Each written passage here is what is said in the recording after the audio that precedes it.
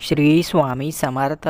सर्व स्वामी भक्तांचं आपल्या यूट्यूब चॅनलमध्ये मनापासून स्वागत आहे. जे भक्त आजचा हा स्वामी संदेश शेवटपर्यंत ऐकणार आहेत, त्या भक्तांच्या मनातील सर्व चांगल्या इच्छा परमेश्वर लवकरच पूर्ण करणार आहेत. म्हणून मनामध्ये कुठलीही शंका न ठेवता निशंक व्हा आणि आजचा हा संदेश मनापासून लक्षपूर्वक ऐका. स्वामी तुमच्या मदतीला धावून येतील. स्वामी तुमच्या जीवनामध्ये असा चमत्कार करतील ज्याची अपेक्षा देखील तुम्ही सोडून दिली होती. स्वामी म्हणतात, बाळा, तुझ्या जीवनाचा शिल्पकार तूच आहेस. तुझ्या मनगटामध्ये एवढी ताकद आहे की तू तुझं भविष्य बदलू शकतोस. फक्त माझ्यावर विश्वास ठेव. मी तुला असा मार्ग दाखवणार आहे जो मार्ग तुला तुझ्या ध्येयापर्यंत पोहोचवेल. जीवनात कितीही समस्या आल्या तरी त्या समस्यांना घाबरू नकोस, कारण माझे आशीर्वाद नेहमी तुझ्यासोबत आहेत. जेव्हा जेव्हा तुला एकटं वाटेल तेव्हा भिवू नकोस, कारण मी नेहमी तुझ्यासोबत असेल. माझी प्रचंड शक्ती तुझ्या पाठीशी नेहमी असेल. स्वामी म्हणतात, बाळा, तुझ्यावर मी आज संस्कार करण्यासाठी आलो आहे. तुला ज्ञानाचा मार्ग दाखवण्यासाठी आलो आहे. तुझ्या अपूर्ण असलेल्या इच्छा पूर्ण करण्यासाठी मी आज तुझ्यापर्यंत आलो आहे. स्वामी म्हणतात, बाळा, तुला घाबरण्याची कुठलीच भीती नाही. तुला घाबरण्याची गरज नाही, कारण मी आज तुझ्यापर्यंत आलो आहे. तुझ्या मनात सुरू असलेली घालमेल संपवण्यासाठी मी आलो आहे.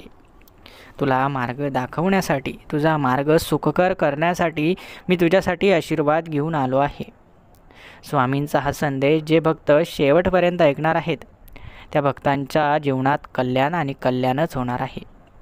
म्हणून आजचा हा संदेश शेवटपर्यंत ऐका. आणि जर चॅनलवर नवीन असाल तर एकदा चॅनलला नक्की सबस्क्राईब करा. जीवनाचं एक रहस्य स्वामी सांगतात. जीवन म्हणजे एक संघर्ष आहे. जीवनामध्ये नेहमी चढ उतार येत जातात. कधी कधी जीवनामध्ये खूप वाईट आणि कष्टाचा काळ असतो. त्या काळामध्ये मात्र आपण खचून जायचं नाही, कारण त्यानंतर पुन्हा उतार म्हणजेच सुखाचे दिवस येणार असतात. जेव्हा आपण एखादा घाट किंवा चढउताराचा रस्ता बघतो, जेव्हा माणूस चढाने वर चढत असतो, तेव्हा पुढे जाऊन त्याला उतार पुन्हा येणार असतो, परंतु तो चढण्याची क्षमता त्याच्यामध्ये असायला हवी. जेव्हा आपण तो पूर्ण चढून जातो, म्हणजे आयुष्याचा कठीण टप्पा ज्यावेळेस पार करतो, त्यावेळेस पुढे जाऊन उतार लागतो, म्हणजेच जीवनातील चांगले दिवस येण्यासाठी सुरुवात होते. असंच तुमच्या जीवनात देखील होणार आहे. आता थोडेसे कष्टाचे दिवस जरी असले तरी सहन करा. संघर्षाचे दिवस असले तरी सहन करा, कारण पुढे जाऊन सुखाचा आनंद तुम्हाला घ्यायचा आहे. जेव्हा ही अपेक्षा तुम्ही मनामध्ये ठेवता की मला संपूर्ण जीवनामध्ये फक्त सुख समृद्धी पाहिजे, परंतु त्यासाठी तुम्हाला घणाचे घाव देखील काही दिवस सोसावेच लागणार आहे. मूर्तीला आकार तेव्हाच येतो जेव्हा मूर्ती घणाचे घाव सोसते. तुमच्या जीवनाला देखील तेव्हाच आकार येईल जेव्हा तुम्ही वाईट काळातून बाहेर पडाल. वाईट काळाचे दिवस असले म्हणून देवाला नावं ठेवायची नाही, किंवा देवाला साकडं घालायचं नाही की देवा तुम्ही असं का केलं, तुम्ही असं करायला नव्हतं पाहिजे होतं, असं कधीच देवाला बोलू नका. कारण जोपर्यंत आपण वाईट काळ सहन करत नाही तोपर्यंत आपल्याला सुखाच्या दिवसाची किंमत कळत नाही. स्वामी महाराज म्हणतात, बाळा, मी तुझ्यासाठी अशक्य गोष्टी देखील शक्य करण्यासाठी आलो आहे. भिवू नकोस, तुझ्या कर्माचं फळ तुला लवकरच मी देणार आहे. जीवनामध्ये कितीही दुःख आलं तरी खचून जाऊ नकोस, कारण माझे आशीर्वाद नेहमी तुझ्या पाठीशी आहेत. स्वामी म्हणतात, तुझ्या जीवनामध्ये असे आता चमत्कार घडणार आहेत की एक चमत्काराने तुझं पूर्ण जीवन बदलून जाणार आहे. तू जेवढी माझी सेवा केलीस त्या प्रत्येक सेवेचं फळ मी तुला देणार आहे. जीवनामध्ये नेहमी तू पुढे जाशील, कारण पुढे जाण्यासाठी मी तुला प्रेरणा देणार आहे. जीवन म्हणजे एक प्रकारचं तुझ्यासाठी असलेलं जाळं आहे. ते जाळं तुला तोडून पुढे जायचं आहे, कारण जीवनामध्ये असे अनेक संघर्ष येतील, असे अनेक प्रसंग येतील जे तू कधी आयुष्यामध्ये विसरू शकणार नाहीस. मात्र तुला दुःखाचा काळ विसरून पुढे जायचं आहे, कारण जर तू आज भूतकाळाचा विचार करत बसलास तर तुझं येणारं भविष्य देखील खराब होऊ शकतं. म्हणून कधीच भूतकाळाचा विचार करू नकोस, येणाऱ्या भविष्याचा विचार कर, कारण तुझं भविष्य उज्ज्वल ठरणार आहे. त्यासाठी मी आज तुझ्यापर्यंत हा संदेश पोहोचवला आहे. संदेशाच्या माध्यमातून असे काही विचार, असे काही सकारात्मक विचार तुझ्यापर्यंत पोहोचणार आहेत की ज्या विचारांची तुला खूप गरज होती. असेच विचार मी आज तुझ्यापर्यंत पाठवले आहेत. हे विचार तुझ्या जीवनात आमूलाग्र बदल घडवतील. जे अशक्य तुला वाटत होतं ते शक्य होण्यास सुरुवात होईल. माणसाने नेहमी सकारात्मक राहावं, सकारात्मक विचार करावे.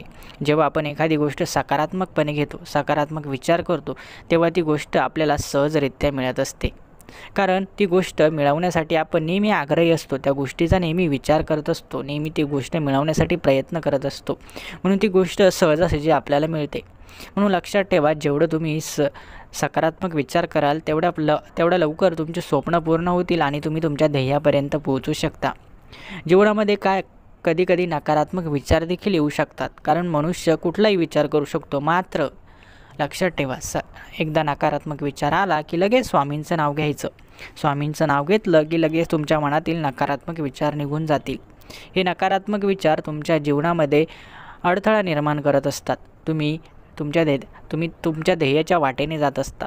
तुम्हाला तुमचा मार्ग लवकर पार करायचा असतो आणि हे नकारात्मक विचार तुमच्या वाटेमध्ये अडथळा निर्माण करत असतात. म्हणून लक्षात ठेवा, कधीच नकारात्मक विचार करायचे नाही. नेहमी कुठल्याही गोष्टीत सकारात्मक राहायचं. जरी आपल्याला वाटत असेल की ही गोष्ट आपल्यासाठी अशक्य आहे, मात्र तुम्ही थोडासा सकारात्मक विचार करून बघा. अशक्य गोष्ट शक्य करण्यासाठी स्वामी तुम्हाला पाठबळ देतील, स्वामी तुम्हाला आशीर्वाद देतील. कारण स्वामींचे आपण सर्व लाडके भक्त आहोत. आपण जेवढी स्वामींची सेवा करू तेवढेच फळ आपल्याला स्वामी देणार आहेत. जीवनाचा एक महत्त्वाचा उद्देश असतो की फक्त आपलंच नाही तर सर्वांचं चांगलं करणं. स्वामींनी जर आपलं चांगलं केलं तर आपण आपल्या याच हातांनी इतरांचं देखील चांगलं करावं, हीच स्वामींची एक अपेक्षा असते आणि ती अपेक्षा आपल्याला पूर्ण करायची आहे.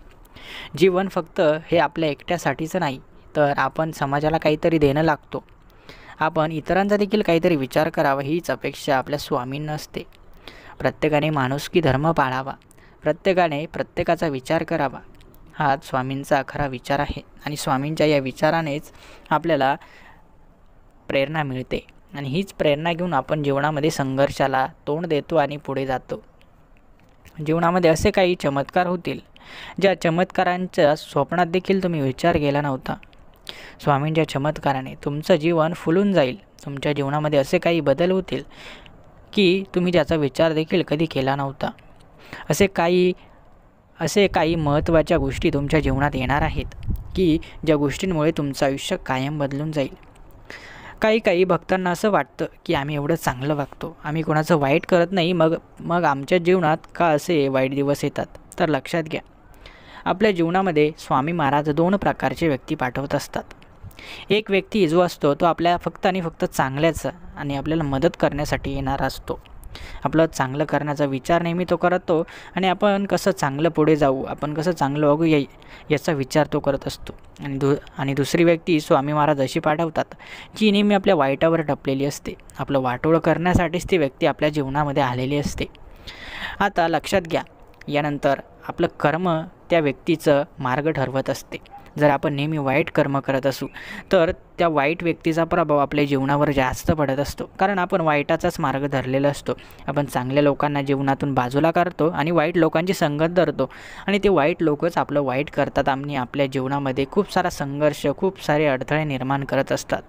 मग लक्षात घ्या, आपण जर चांगलं केलं तर आपल्याला चांगल्या लोकांची साथ लाभेल. चांगल्या लोकांची साथ लाभली की आपल्याला ते नेहमी मदत करण्यासाठी तत्पर असतील. आपलं चांगलं करण्यासाठीच त्यांची निवड झालेली असते. आणि जेव्हा आपण चांगलं काम करतो तेव्हा ते व्यक्ती आपलं चांगलं करत असतात. स्वामींच्या देवदूताप्रमाणे ते व्यक्ती नेहमी आपल्यासोबत असतात. म्हणून स्वामींनी देखील अशा काही व्यक्तींची आपल्यासाठी निवड केली आहे की ज्या व्यक्ती नेहमी आपल्याला मदत करतात. जेव्हा स्वामी नसतात तेव्हा स्वामींचे देवदूत नेहमी आपल्या पाठीशी असतात. म्हणून घाबरू नका. जेव्हा बाळ जन्मतं तेव्हा त्याची आई त्याचं रक्षण करत असते आणि त्यानंतर स्वामी त्याचं रक्षण करत असतात. म्हणून लक्षात घ्या, स्वामींनी सर्वांसाठी आई बनवली, तसंच सर्वांसाठी शुभचिंतकसुद्धा बनवले. जे आपले शुभचिंतक आहे ते आपल्याला नेहमी आपल्या मदतीसाठी धावून येतात. आणि अशा लोकांना कधीच विसरू नका, ज्यांनी तुम्हाला वाईट काळात मदत केली, ज्यांनी एवढा वाईट काळ असूनसुद्धा तुमची साथ ज्यांनी सोडली नाही, ते अशा तुमच्या प्रियजनांना कधीच विसरू नका, त्यांचे उपकार कधीच विसरू नका. त्यांनी जे तुमच्यासाठी केलं आहे ते जीवनात कोणीच कोणासाठी करत नाही.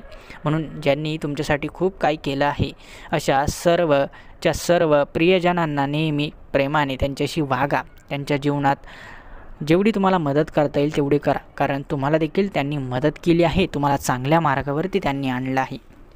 जीवनात प्रत्येकाचा संघर्ष असतोच, परंतु जो त्या संघर्षाला पार करून जीवनाची व्याख्या ज्याला समजते तो जीवनामध्ये मोठा झाल्याशिवाय राहत नाही. तो जीवनामध्ये सर्व काही मिळवल्याशिवाय राहत नाही. कारण जीवन फक्त आपल्यासाठी नाही तर सर्वांसाठी आपलं जीवन आहे. जेव्हा आपलं चांगलं होतं तेव्हा आपण इतरांचंही चांगलं करावं, हीच स्वामींची अपेक्षा असते. दानधर्म करावा, नेहमी इतरांची मदत करावी, हीच आपल्या माणुसकीचा एक भाग आहे आणि तोच भाग आपल्याला जपायचा आहे. ही जी माणुसकी आहे ती आपल्यामध्ये असू द्या. आपण जेव्हा इतरांचं चांगलं करतो तेव्हा आपलं चांगलं होतं, इतरांचं वाईट केलं की आपलंही वाईट होतं. म्हणून सर्वांचं चांगलं करा, तुमचंही चांगलं होईल.